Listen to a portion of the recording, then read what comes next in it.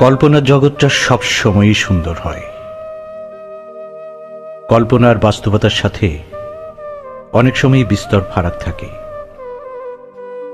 কল্পনার জগতের সাথে আমরা প্রায়ই বাস্তবতাকে গুলিয়ে ফেলি, আর তখনই বিপত্তি ঘটে।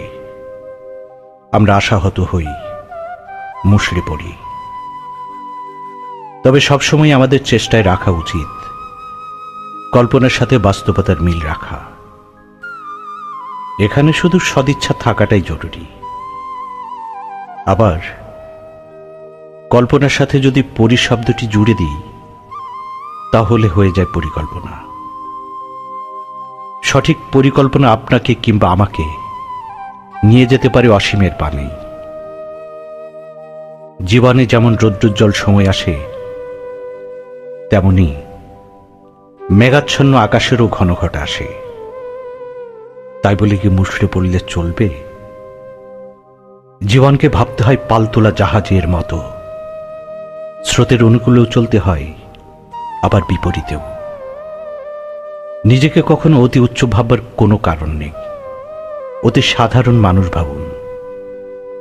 সাধারণ হয়েই জীবনের পাখনা মেলে ধরুন।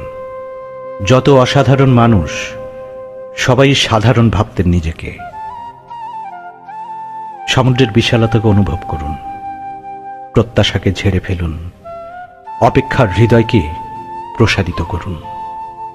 অপেক্ষায় ঠকতে হয় কম। জীবনের দোলাচলে কত মানুষের আনাগোনা হয়। সবার সাথেই ভালো ব্যবহার করার চেষ্টা করুন। ক্ষুদ্র জীবনে দেওয়ার আছে অনেক কিছুই। না হয় নেয়ার পাল্লাটা অনেক কমের ছন্দেই থাকুক।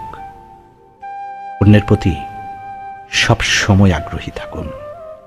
সবার সাথে হেসে কথা বলুন। জীবন এক অসাধারণ গতির দিকে ধাবিত হবে নিশ্চিত।